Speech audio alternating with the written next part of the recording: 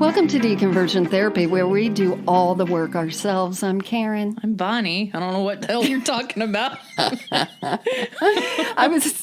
We were just talking about other podcasts and how I'm afraid to say anything negative because I think it'll be bad podcast karma.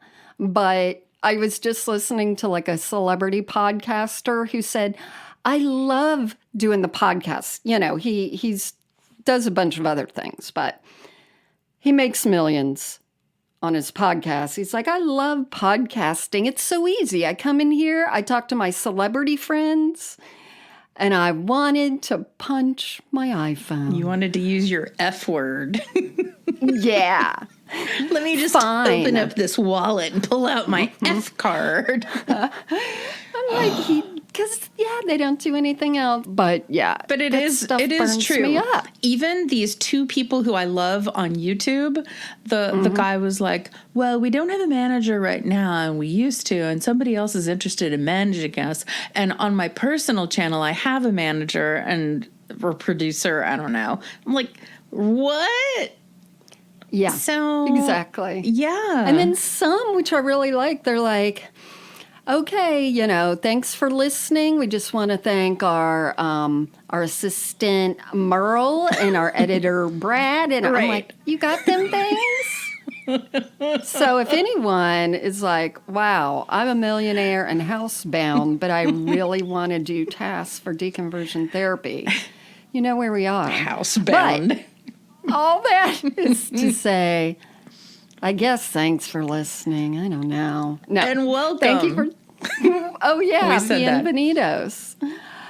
So I wanted to tell you something that's in the news that's so fascinating. It's not, but it will be to a lot of people who listen.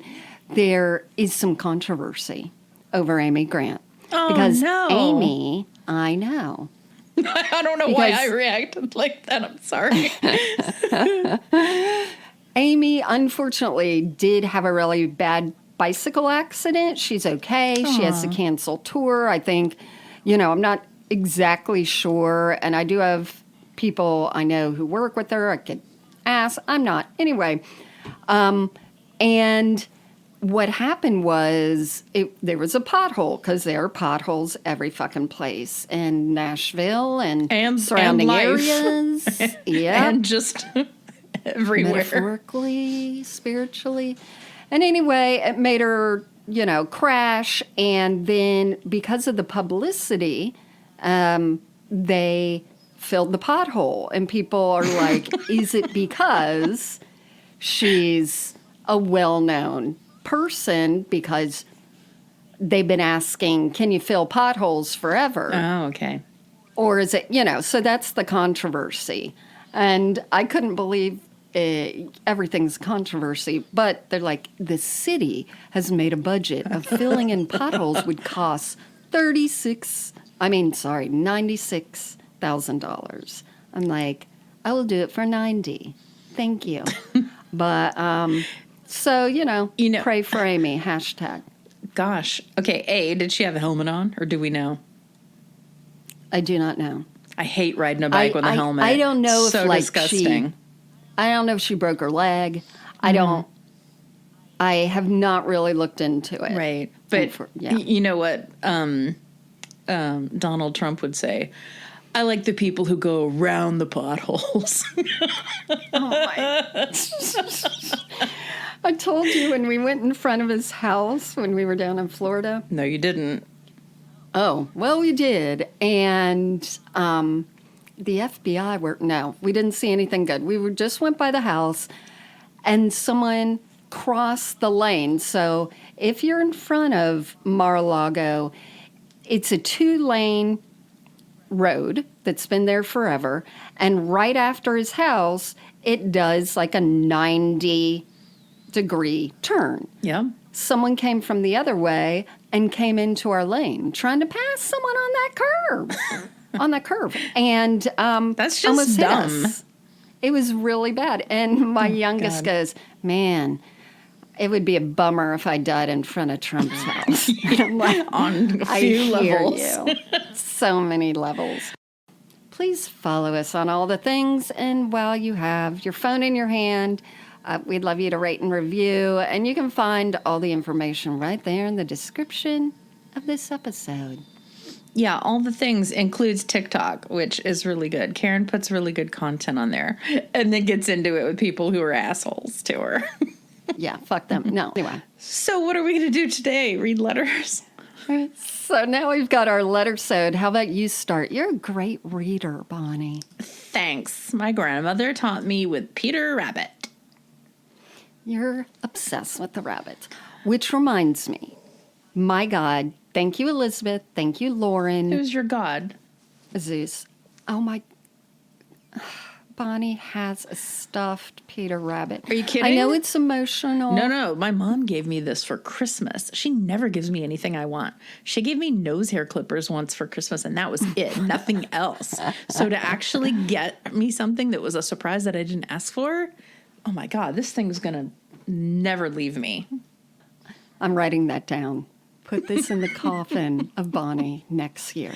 Don't say that. I have a thing on my chin I'm worried about. I'm going to a doctor. It's a discoloration. It's not. It's a lump. Oh, my God. Do you have one on the other side? No, I've checked. Okay, back to Lauren and Elizabeth now that we've seen your little musty Peter Rabbit or whatever. Does it have pants on? No, and it's not musty. It's fine. It's Listen, not even a year old. Woman. You're an adult woman. You have a bunny with no pants, but a jacket. He's got a jacket. So Lauren gave us a Precious Moments that she got a little crafty with, turned the little Precious Moments boy into a Satanist. That was cute. And she doctored that Elizabeth, shit up. She So did. this is great. You go to your parents' house for like a holiday dinner where you don't want to go to church, and you just swipe something, from the decor. And then Elizabeth gave us the Chick Track comic books. Yeah. So I'm going to start reading them and presenting them like a children's story. They're hilarious. I mean, we did the episode on the Chick Tracks. They get into the muscles of the guys so much. Yeah. Like how we didn't see how really gross it is, and everything that happens, like if someone trips, they're like, it's the Jesuits' fault. Like they hate the Catholics. It's the Jesuits' fault. That's But thank you. Thank you guys so much. That was so much fun because Karen sent me a separate thing where she opened them up, and it felt like I was there. It was the gender reveal of the Precious Moments. Right. There's a little tiny knife on the Precious Moments one. I don't know where that came from. I love it. So funny. Well, when I was a kid, I was obsessed with Archie comics. A Richie Rich was thrown in there. I did not like any of the superhero stuff, but there was this, not creepy, but he was just this hunched over old man, and he ran the used bookstore next to Woolco. And I would go in there while my grandmother was in the sewing shop. And she would just let me roam around in there for, a good hour and a half. And there was always one of those damn religious comic books in there. And no one ever bought it. Right. And so I'd come in like, you got any new Archies? Then I'd have to root around like, no, kid. We've only got this. Are you into Daniel and the Lion's Den? Yeah. But there was like always one same stupid religious comic book lingering. I'm like, oh, if I could only get into that, I'd be so excited. I know. They were never good. And Jack Chick, he thought he broke the mold, but well, he did break a mold, ever. But he broke it. Okay, all right. You want to read the first one? Yeah, I do. Okay, so this starts off my story. It's okay if you call me Mel. So, hello, Mel. Okay, so Mel starts out, I know you don't care, Karen, but I love your podcast. I know Bonnie cares. Mel knows me. Honestly, I look forward to it every Wednesday. Thank you for not being weird.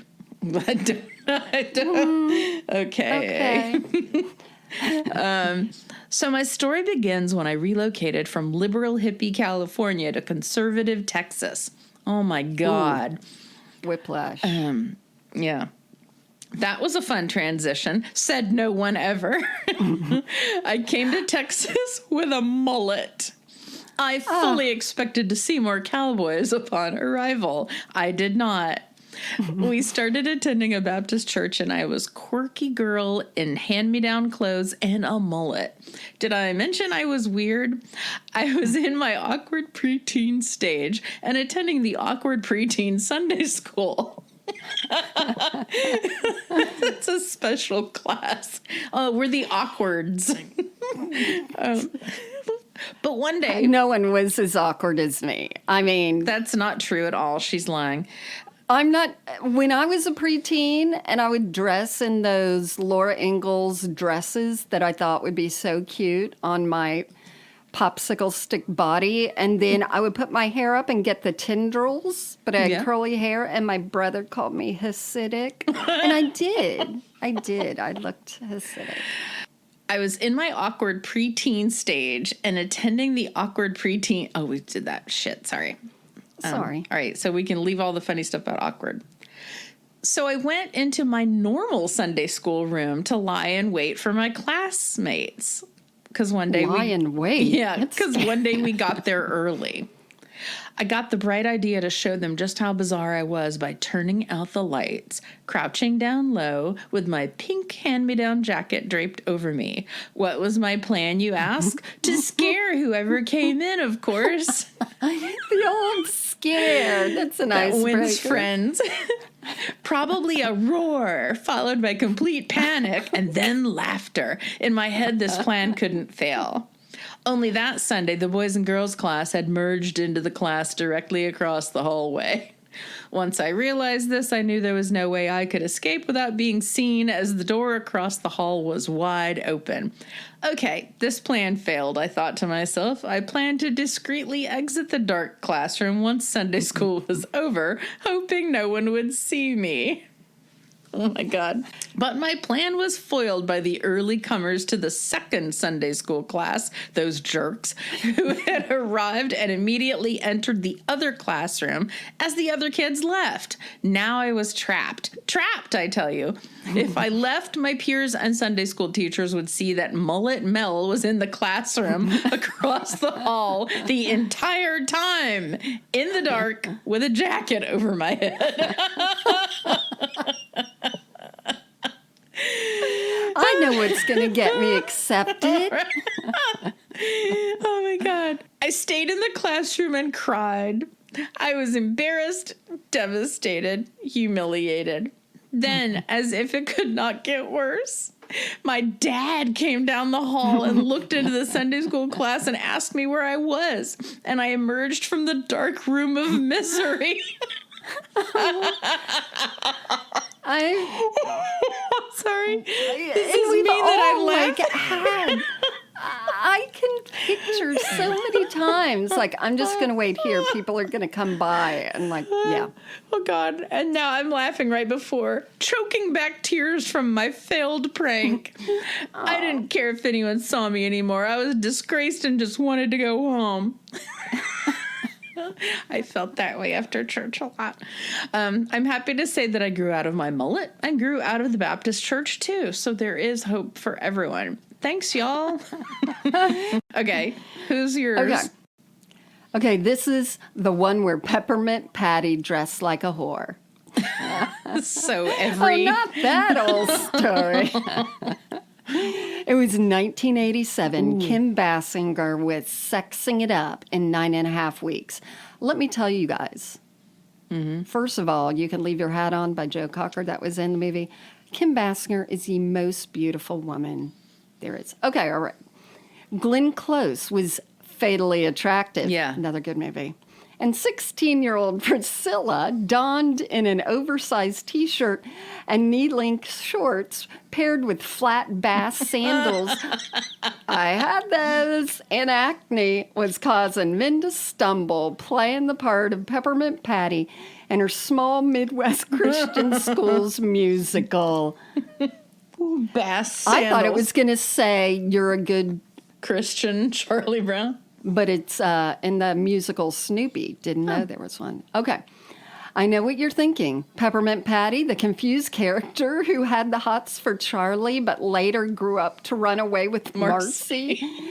If any completely fictitious character from a comic strip was going to cause men to lust, surely it would be Lucy, lounging like a temptress, draped over Schroeder's piano. I had a crush on Schroeder.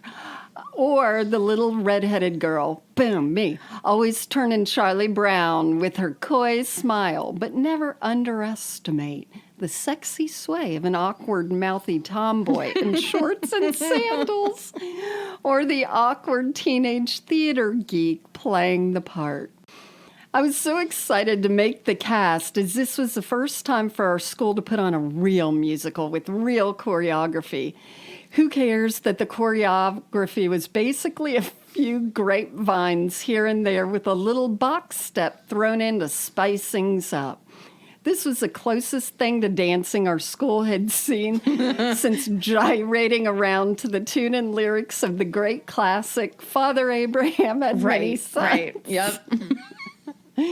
You know, the one with the theological lyrics, right arm, right leg, left leg, nod your head. I mean, that was the Christian hokey pokey. You know, we were really doing there. Always hated that. I loved Deep and Wide because when it got faster and you were doing the hand motions, that was really, it was a skill. I felt that's when I realized I can really dance, girl. Yeah. And set yourself free. Okay. But that Father Abraham one never made sense to me.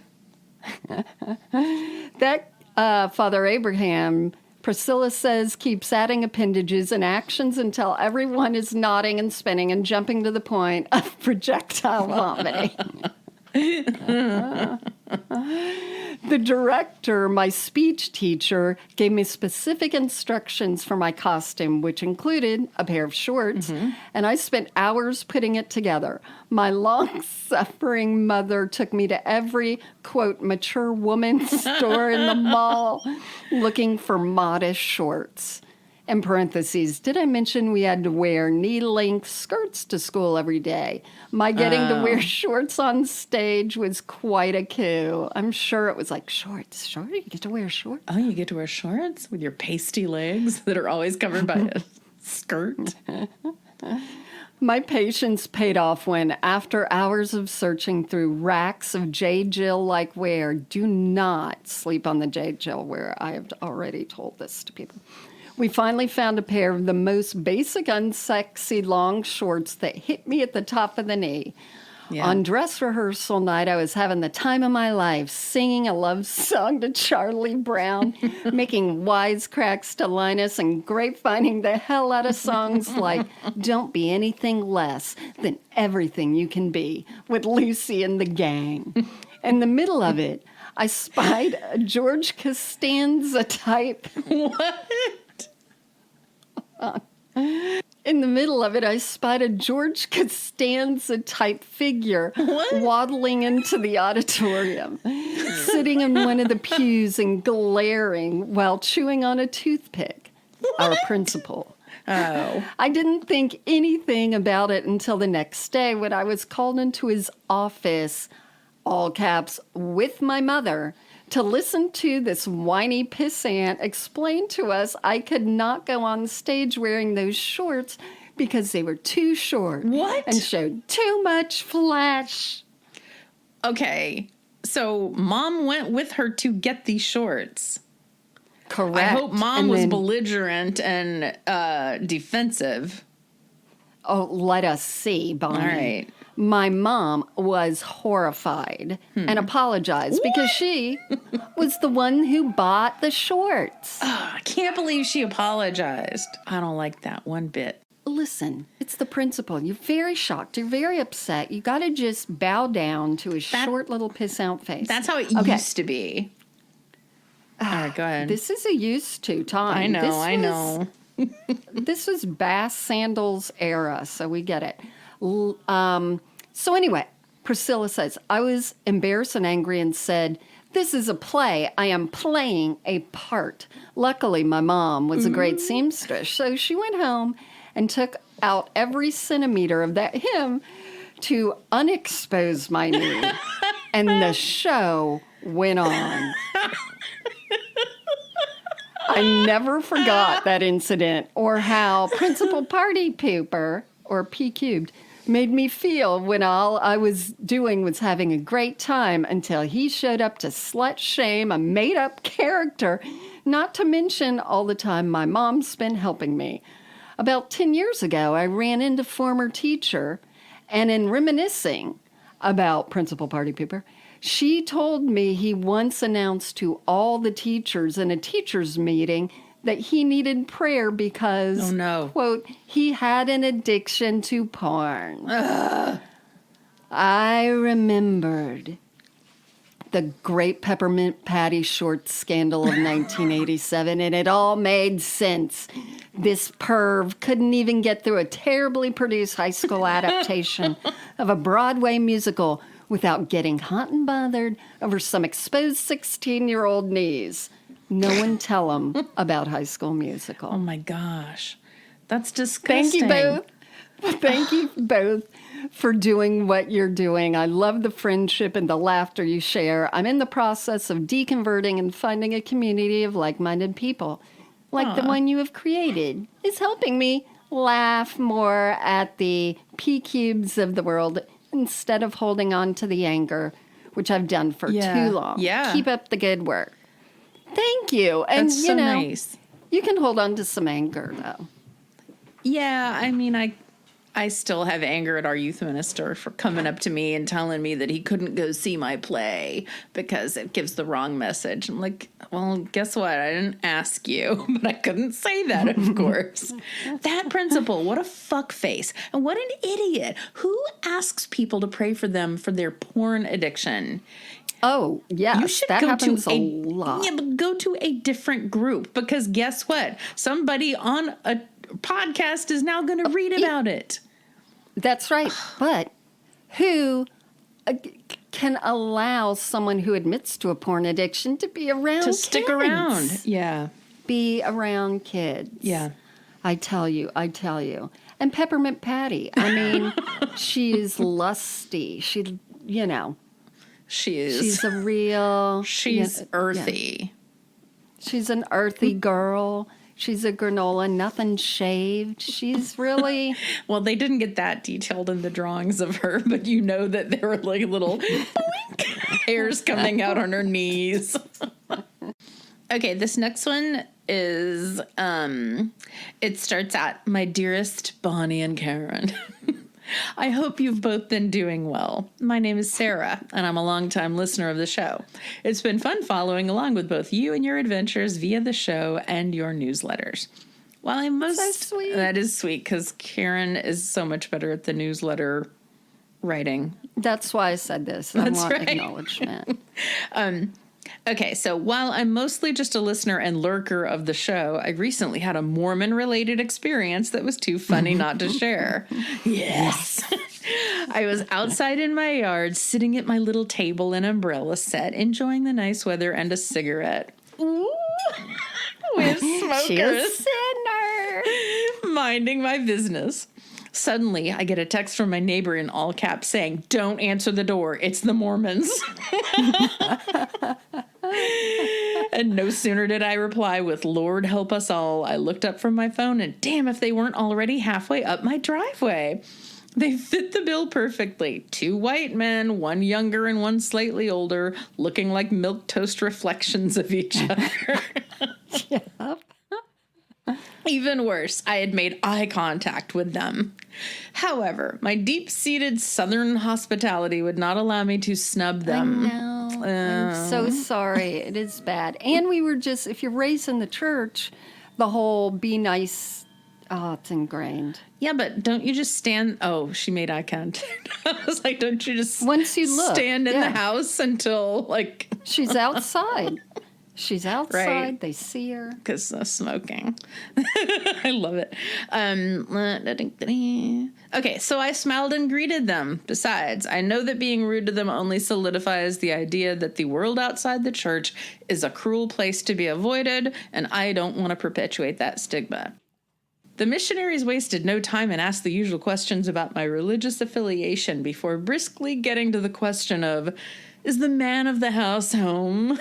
Oh, which I took as a perfect opportunity to remove myself from their presence and come up with a story to quickly and politely send them on their way.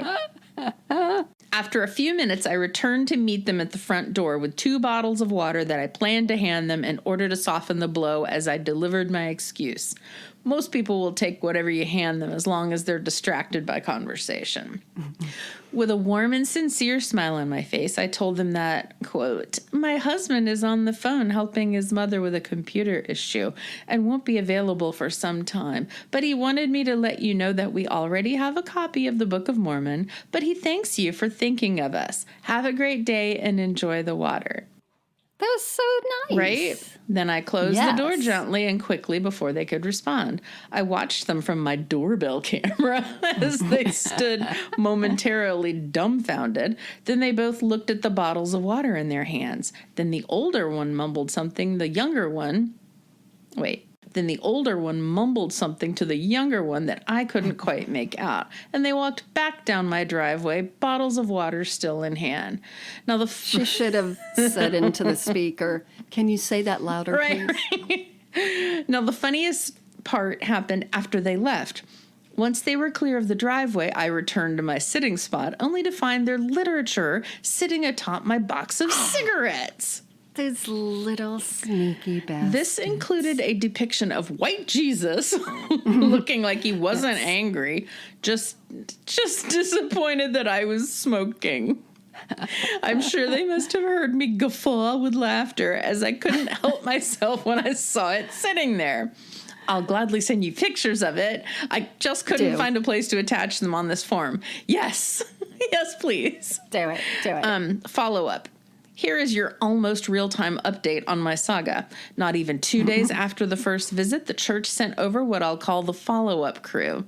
Two of the blondest, whitest men Schroeder. 2 of the blondest, whitest men just came confidently striding up my driveway. Nameplates freshly shined and not a crease in either of their outfits. The one almost got me with his initial playful shave and a haircut knock at my door. Oh, no. But that's I stayed disarming. Strong. You know that's like, okay, shave and a haircut will disarm anyone. Yeah. And I hope it is Elder Schroeder. I bet he was a Mormon. Elder Schroeder. Oh, my God. I remember Roger Rabbit when he just couldn't resist doing 2 bits.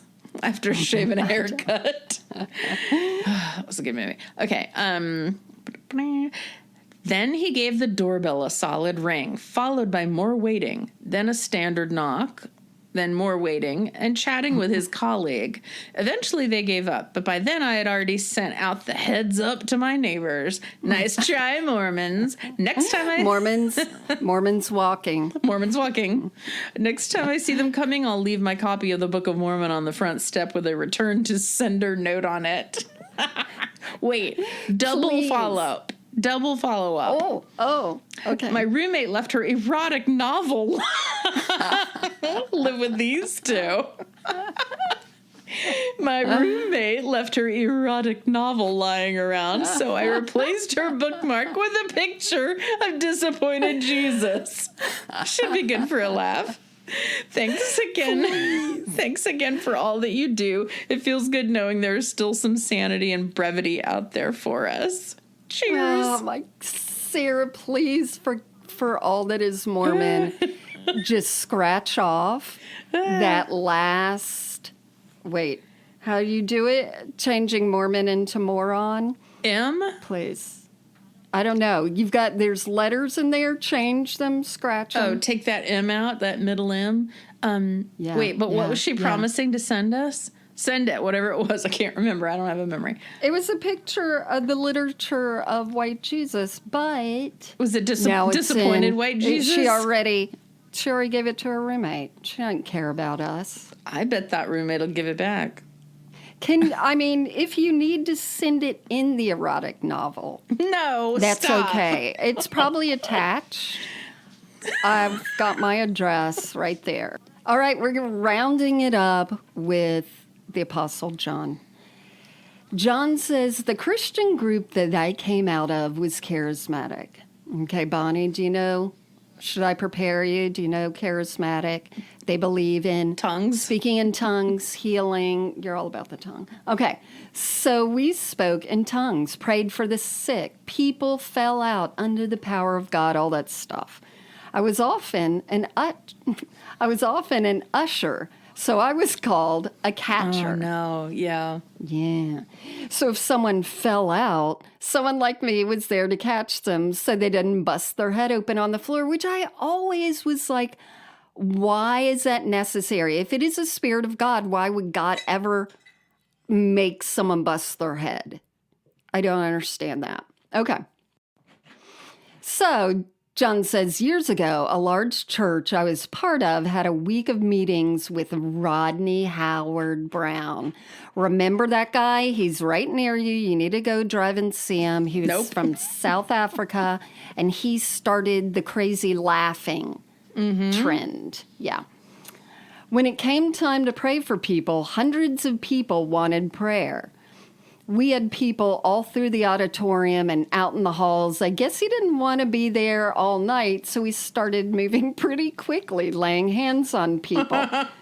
Pretty much everyone fell. Ushers were jumping over people on the floor trying to keep up. I just picture like Duck, goose. a little net. I'm trying to. One of our ushers was a pretty small guy. He was about 5'4", and of course, he wound up trying to catch a lady who was about 6 foot tall and, about 300. Yep, you guessed it. He wound up pinned under her. Oh, my gosh. All you can see were his arms and legs sticking out from under this person.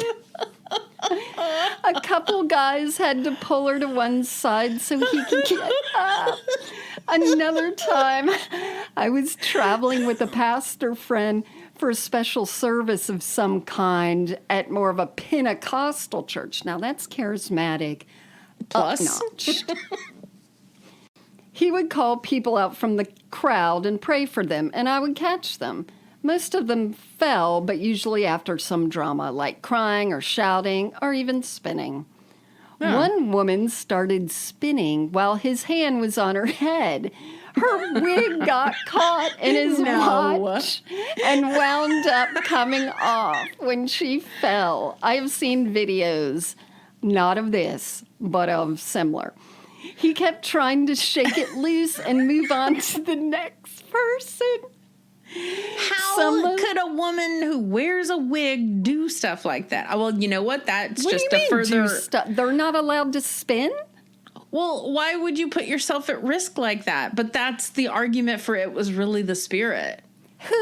Who would think that your wig would get caught? It isn't like no wiggies come up. You have to do what you got to do. I would always think my wig would get caught. No one's touching my head if I'm wearing a wig. Go ahead. What if she wanted to be healed from baldness? Well, that's... Good job, Bonnie. Heartless. All right. Okay. Some of the, quote, mothers in the church had to help get the wig off his wrists while he tried to, quote, stay in the spirit. It was pretty damn funny. Thank you, John. And I have been to some churches like that I have seen, unfortunately, like what are they? Just the short pantyhose? Yeah, knee highs? Yes. When the women fall and they're just all their knee-high pantyhose, and I'm like, oh. See, that's a wig thing. If you know you're going to be slayed in the spirit, you go for the control top. I would wear skirts that were so long to church, I would just wear knee highs. I'm like, I don't need to put on the whole pantyhose thing. No one's seeing anything but 3 inches of ankle. Don't want no one to stumble. I'm so glad everyone got rid of the whole pantyhose situation. I just saw a picture of my husband and I from ages ago. Yep. I had the white pantyhose. Very trendy. Mm-hmm. And it's disgusting. Anyway. Yeah. Thank you, guys. Please send in any of your wacky experiences, all of that. You can see right there, deconversiontherapy.com. Put it in. We love you. Peace out. Is that our website? It's not. Deconversiontherapypodcast.com. Yeah. You'll hear it when you edit. Love you. Bye. Bye.